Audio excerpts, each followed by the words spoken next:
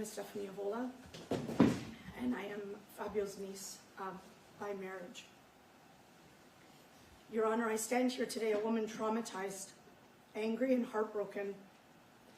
As Fabio's niece, I have lived almost a decade with unimaginable grief, betrayal, and pain. I am here not only as a family member who loved Fabio deeply, but also as a colleague in the hair industry who witnessed his brilliance firsthand. My life was shattered the day he was taken from us. In a way so brutal, so senseless, and so deliberate, it defies comprehension. On January 23rd, 2017, almost 9 years ago, life as I knew it ended. That was the day my uncle, Fabio Sementilli, was brutally stabbed to death in the backyard of his own home on my birthday. The same home where he had built a life, raised a family, and welcomed people with open arms. And the same home where his wife, Monica Sementilli, the woman he trusted more than anyone, conspired to have him murdered. Fabio Sementilli was everything his killer, Monica Sementilli, is not. He was kind, he was loyal, he was generous, he lifted people up, he didn't destroy them. He led with integrity, he loved with his whole heart. He made people feel seen, valued, safe, and inspired. Fabio brought joy, wisdom, and light to the world and everyone around him. Monica Sementilli brings darkness, manipulation, deceit, destruction, and death. Fabio gave his entire life to building others up. Monica spent years secretly tearing his life down. Fabio was loved. Monica is despised. Fabio Sementilli wasn't my uncle by blood, but he was my uncle in every way that truly mattered. He was family. He taught me to believe in myself, to chase my dreams, and to build honest relationships. He showed me the importance of family, family created through friendship, through work, and through love. He taught me about an industry he loved deeply.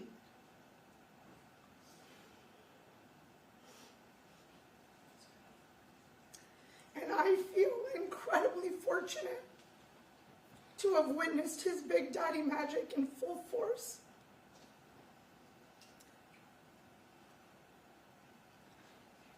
Both on stage and behind the scenes.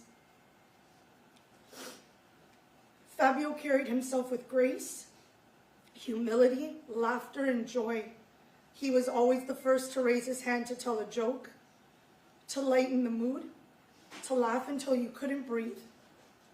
He was the first to greet you with a giant smile, to run over and wrap you in one of his unforgettable bear hugs. And for me, he was always the first to say, "Hey, Angel, how are you?"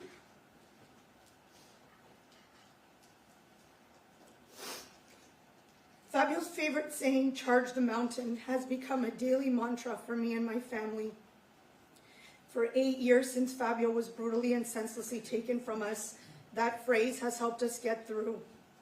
It reminds us to push forward, even when we are broken. And losing him is not just pain, it's betrayal.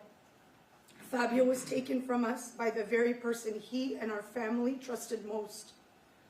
What happened wasn't random, it was planned, calculated, evil. And it came from someone who shared his home, his life, and his heart. It came from a woman my family showed love and respect to for over 20 years. The same woman who smiled in our faces while plotting Fabio's murder behind our backs. The same woman we comforted, supported, and defended while she betrayed us all. The same woman who played the grieving widow while secretly having an affair with a convicted sex offender, conspiring with him to kill her husband. And so today, Your Honor, I stand before the monster who deceived us all and who set this entire plan in motion, who lied, who schemed, who manipulated, and who murdered. Monica is the reason my family is broken. The reason my family knows names like Robert Baker and Christopher Austin. The reason Fabio is dead. The reason we have all been dragged through this unbearable, lifelong nightmare. the reason a 2.5-month trial was held, and the reason we are all here today.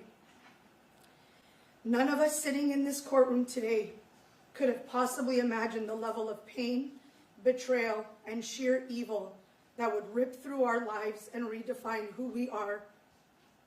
That is the evil of Monica Sementilli, an adulterer whose selfishness, treachery, and complete absence of human decency shattered our family, destroyed the man who trusted her most, and left us all with a life sentence of grief, rage, and unanswered questions.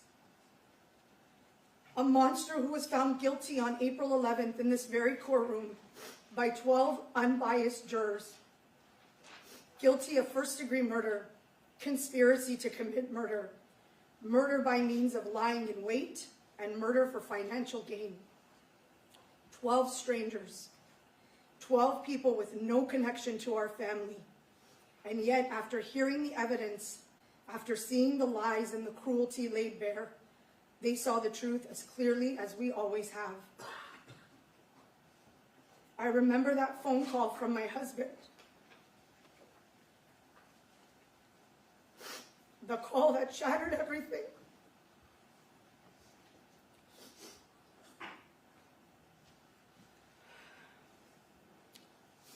He told me Fabio had been murdered.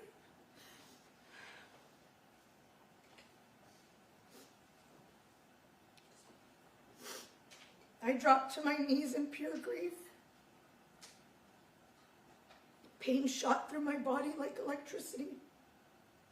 I was sick to my stomach. I couldn't make sense of what I was hearing. And even though that day was almost 9 years ago, I remember it like it happened yesterday. The details are burned into my memory. Every moment, every word. I remember my husband yelling through the phone, "They killed him. They killed my uncle."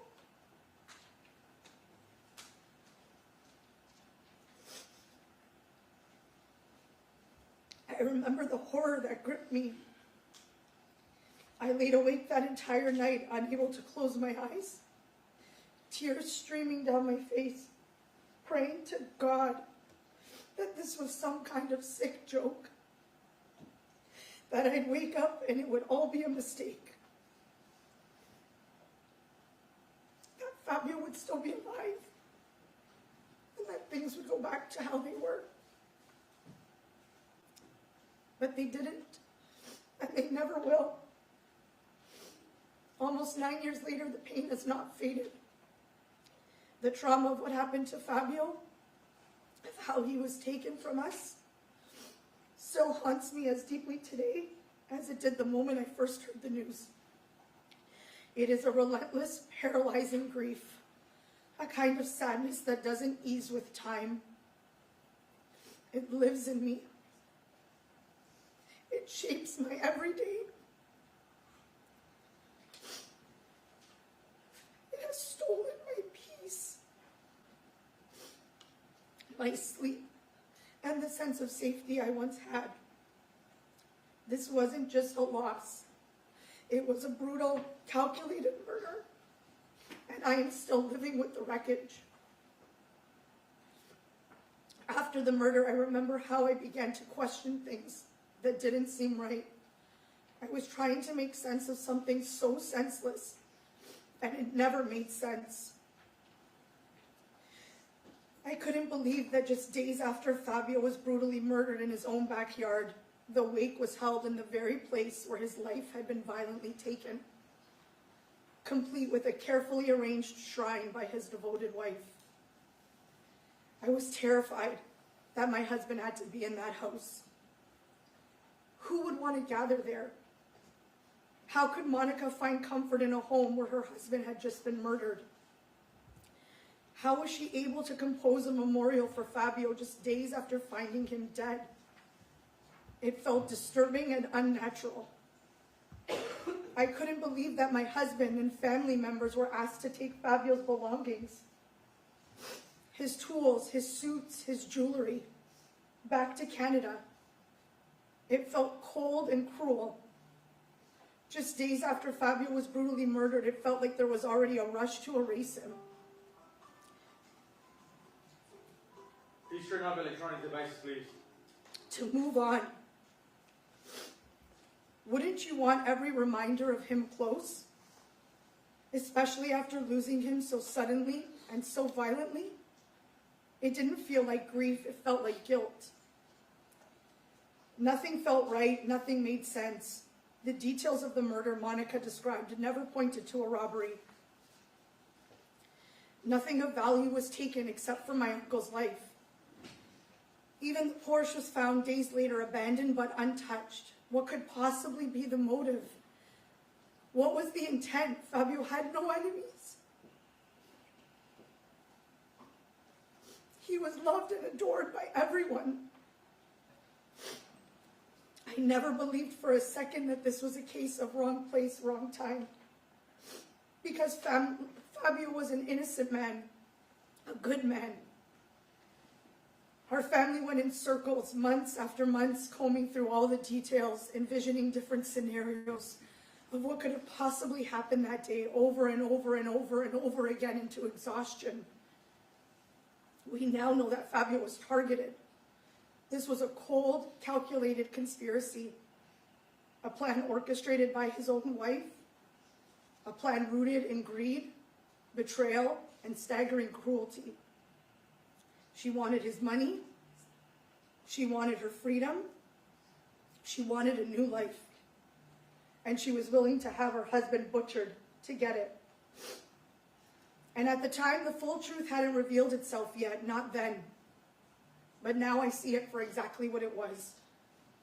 A premeditated execution carried out by cowards, driven by a woman with no soul. At the funeral, Monica wore black gloves and a dramatic black veil that covered her face. I remember a chill running down my spine the moment I saw her. But I pushed that feeling away because this was Fabio's wife. I remember the whispers, the hushed conversations, the quiet observations. People were saying she wouldn't make eye contact, that she didn't even remember who they were, that something felt off. And then a good friend of mine turned to me and asked, how was their marriage? Did they get along? I was shocked, offended. In my mind, they were the most beautiful couple, and they adored each other. Because that's what we all believed.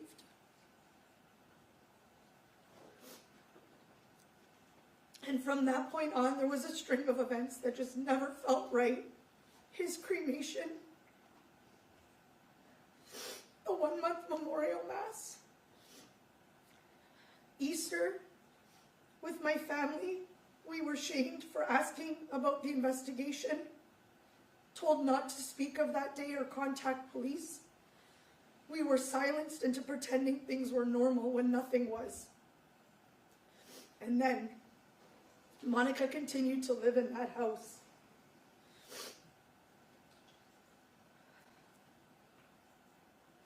This wasn't just any house, it was a crime scene. It was the place where her children lost their father in the most violent, terrifying way imaginable. And still no urgency to restore the security system and no concern for her daughter's safety. I was living thousands of miles away and I was terrified for them. I felt hopeless. I now know that Monica never needed protection because she had a very clear understanding of exactly who the killers were, and she was one of them. My family was manipulated into believing that all of these devious actions were somehow normal, that this was just grief, that Monica was just doing her best to cope. Out of love and respect for Fabio, we silenced ourselves because we believed that honoring her was what Fabio would have wanted, because we loved him that much. I remember the day of my youngest child's baptism, April 2nd, 2017. My mother-in-law and Morella, devastated and heartbroken, were speaking on the phone with Monica. They wanted so desperately to comfort her, to check in on her and the girls.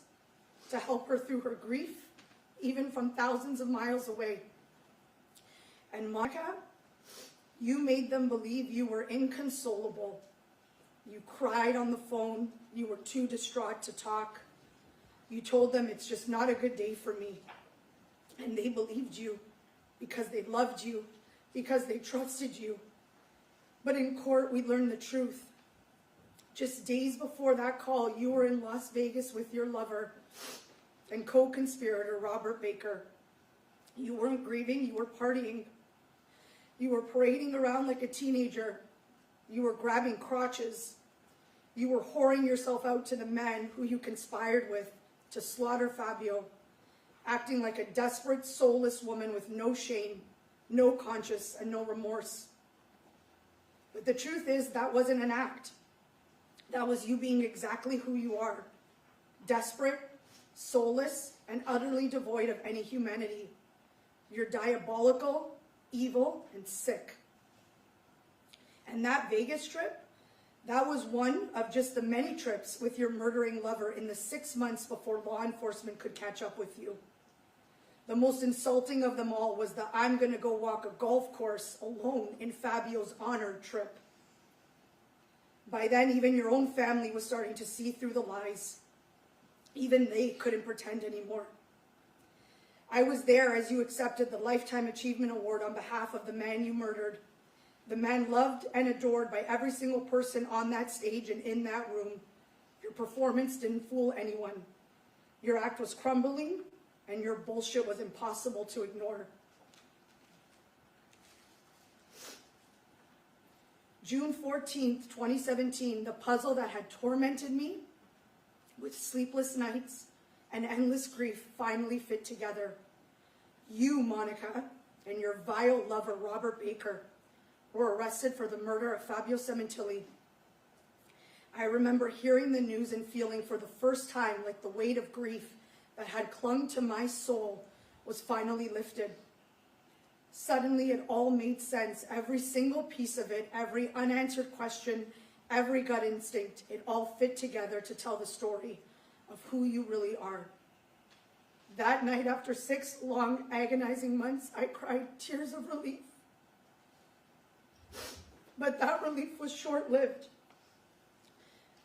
because the arrest didn't just bring answers, it opened the floodgates to the truth. And the truth was even more horrifying than anything I could have ever possibly imagined. Sitting through this trial, watching you smirk and scribble, while I listened to every horrifying detail, was the most painful experience of my life.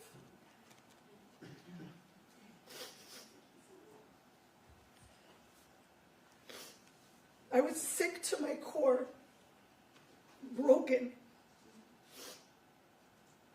Never in my darkest nightmares could I have imagined an 18-month torrid sexual affair between Monica Sementilli and a convicted sex offender named Robert Baker. Never could I have conceived that these two despicable, vile creatures would be scheming and plotting Fabio's death to steal his life insurance money and start a new life together. Never in all of time would I have imagined Monica living a double life so evil, so depraved, that she would set up her own husband to die, while the rest of us watched her Instagram posts peg her as the grieving, devoted wife. But perhaps the most horrifying part of it all, never could I have imagined that she had planned this execution so that her youngest daughter would be the one to arrive home first, so that her own child would be the one to discover her father's lifeless body, brutally stabbed to death. Only a devil could carry out something so calculated, so cruel, and so utterly heartless against her own child. Never could I have foreseen the mountain of evidence collected by the LAPD, A mountain so overwhelming, so undeniable, that it would prove beyond any reasonable doubt that Monica Sementilli orchestrated the murder of Fabio Sementilli. Never in my worst nightmares could I have imagined hearing her and her murdering lover, in their own words, recorded from jail, casually dissecting the murder they committed. Monica didn't sound broken, she sounded proud, wicked, calculated. I was sickened to hear her profess her love for the man who police told her slaughtered her husband. My poor uncle had no idea the devil that lay beside him. On the recordings, you could hear the two of them whispering, laughing, and scheming, spewing lies to get the evidence to fit their version of reality. I was listening to the minds of two full-fledged, cold-blooded criminals, and I was sick. They discussed the lack of video surveillance, not just on the day of the murder, but even mentioning the attempt the day before. They discussed the DNA. They spun a cover story so outrageous, it was an insult to all of us. She panicked over her Viber messages, wiped a computer clean, and even talked about erasing the Sementilli name. This is a betrayal so deep, it is unforgivable. Never once did we hear sadness. Never once did she express grief over the loss of her husband, the father of her children, the man she spent 20 years with. She never once, since her arrest, has said Fabio's name. She never begged for justice. She never pleaded for the police to find the real killers, because she is the real killer. Fabio's death was never a trauma for Monica. Instead, it was an obstacle, something she had to get through and move out of the way so that she could begin her new life of freedom. That's why it was so easy for her to lie and manipulate the facts surrounding his murder. She wasn't distraught, she had planned it. She had been so far removed from the reality of what she was doing for so long that by the time it happened, it meant nothing to her. It meant nothing for her to casually tell a car salesperson that Fabio had been murdered in his truck, just to get a better deal, just to get sympathy from strangers, even though that was a lie. Monica used her husband's murder for her own benefit, deals on cars, on trips, on hotels. Any way she could spin his death to her advantage, she did.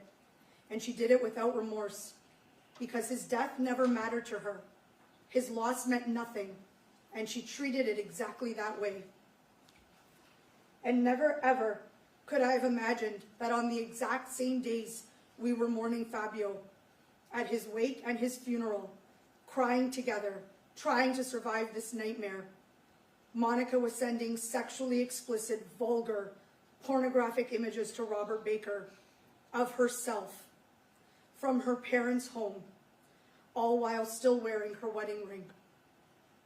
She wore gloves and veil at the funeral, a costume of mourning, while privately desecrating Fabio's memory behind closed doors. It is shameless and vile. Monica, you are the most despicable and evil of all mankind. You are a liar, a deceitful manipulator, an adulterer, and a murderer. A man who loved you, trusted you, and built a life with you was brutally murdered. And you cremated him without discussion, without dignity, and placed his remains in someone else's family plot, as if that was good enough. No headstone, no plaque, no resting place that honors who he was, a devoted father, a respected professional, a man beloved by so many. You claimed you had no money to bury him properly, but somehow you had money for Vegas, you had money for getaways with the man who murdered your husband, you had money for your new life, but not for a grave. It is shameful on every level. The depth of your manipulation didn't stop with our family. Your lies didn't just poison us or deceive Fabio's friends and colleagues. It suffocated your own family.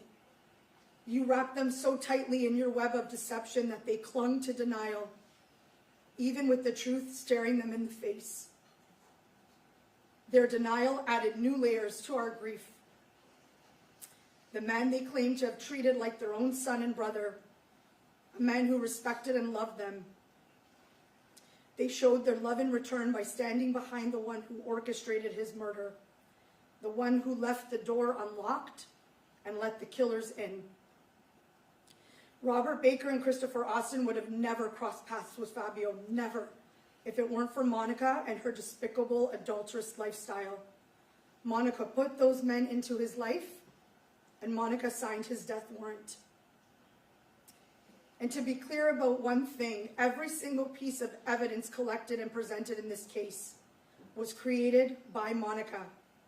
Every person she lied to, manipulated, used, deceived, and betrayed came forward to tell the truth and expose the real monster she is. The pornographic images, the digital evidence, the deleted emails, the digital surveillance, the lies to law enforcement, the safe, the Viber messages, the deceit around the home security system, Robert Baker, her phone code, the same phone from which she sent thousands of messages to her lover, messages plotting the murder of her husband. The jail recordings, the intercepted calls, and those disgusting jail letters, and on and on and on. All of that came from her, not the police, not the prosecutors, not the judge, not the court, not Fabio's friends and families. She built the Mount Everest of evidence that revealed her true self, a sick, twisted, depraved, demonic, diabolical monster. And let's also be very clear about this. The victim in this case is Fabio Sementilli, the man she conspired to kill with her lover. And the other victims? Every single person who loved him. Every single person she manipulated, deceived, and lied to. They are the victims of her evil. And every single one of them is glad that she is exactly where she belongs, for eternity. Your Honor, today I stand before you in honor of Fabio. I stand in truth, in pain, but in strength. As Fabio always told me, charge the mountain. Today I am charging that mountain. For him, for our family, for every single person whose life was touched by Fabio Sementilli's light and shattered by Monica Sementilli's darkness. We are the victims, and she is exactly where she belongs. Your Honor, we beg this court to sentence Monica Sementilli to the maximum penalty allowed under the law, so that she never again walks free and never again breathes the fresh air of the life she so brutally stole. Let her spend the rest of her days behind bars, vanishing into the darkness that mirrors her soul. Our family deserves peace, knowing that, like a rabid animal, she has been locked away, trapped in the cage of her own destruction for eternity. Let us never again speak her name in the same breath as Fabio's. Let us forget everything about her, who she was, who she pretended to be, and who she actually is, for she is nothing. Nothing but a hollow shell, a soul devoid of any humanity. Let her be haunted for the rest of her days by Fabio's voice, his laughter, and his face, every single time she closes her eyes. There will be no peace, no silence, just the constant echo of the man she betrayed and destroyed, the man she will never outrun, even in her sleep. Let her be forgotten as the clump of nothingness that she is. Her mantra is ride or die. Well, Monica, now you can ride or die in prison. Thank you.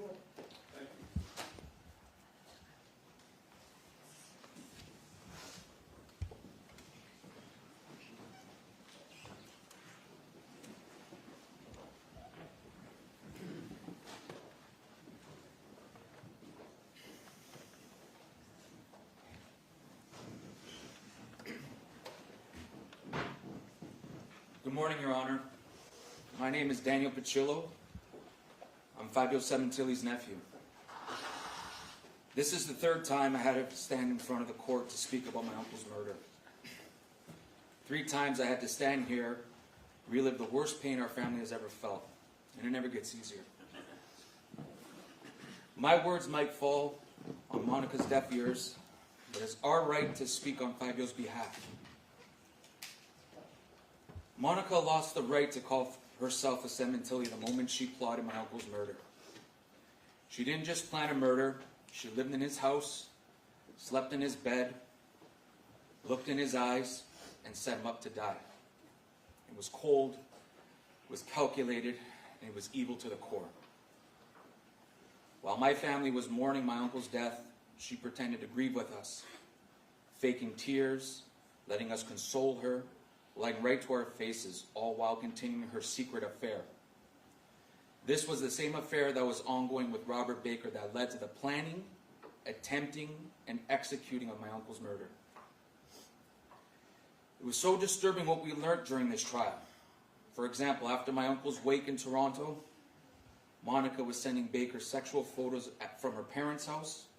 On her wedding anniversary with Fabio in February after his murder, she was out with Baker at a comedy club. She also told people she wanted to walk the golf course in Myrtle Beach to honor Fabio's 50th birthday wishes, but instead she went to a romantic getaway with Baker. I can't even fathom how demonic Monica really is. She didn't feel anything for my uncle. Maybe she never did. Monica always wanted what my uncle had, to be the one everyone admired, respected, and looked to for leadership, the only one who truly mattered. But Fabio earned that with love, loyalty, and hard work. Monica didn't want to earn it that way, so she took the shortcut. She tried to steal the spotlight by destroying the only person who truly did deserve it. But here's the truth. Fabio Sementilli was everything she will never be, and the world now knows it too. After my uncle's murder, Monica personified herself as a victim. That's all she did to fool us. That's how she got away with it for so long, but the act is now over. All her dirty secrets are out in the open. And Monica needs to know, from now on, every time someone searches her name, there are 3 words to be associated: affair, murder, and guilty. That's her real legacy. Monica's future is exactly what she earned: a life behind bars. A cold, filthy cell stripped of comfort and control. No attention, no spotlight, no one left to manipulate, no freedom. And that's what truly destroys people like her. Not just the prison walls, but the reality that she'll be missing everything that matters. Birthdays, weddings, graduations, and even funerals. The world will keep turning without her, while she remains frozen in time, alone in that cell. I hope the weight of a life sentence without parole sinks in and suffocates her every single day. In closing, Fabio mattered. His life meant something, and his death was for nothing. I miss and think about my uncle every day. I have his picture hanging in my office, where I still ask for his advice. I miss him dearly. Monica's decisions and actions left scars we'll carry forever. Judge Cohen, I ask you, don't let anyone else suffer as we have. Please sentence her to the fullest extent, life without the possibility of parole.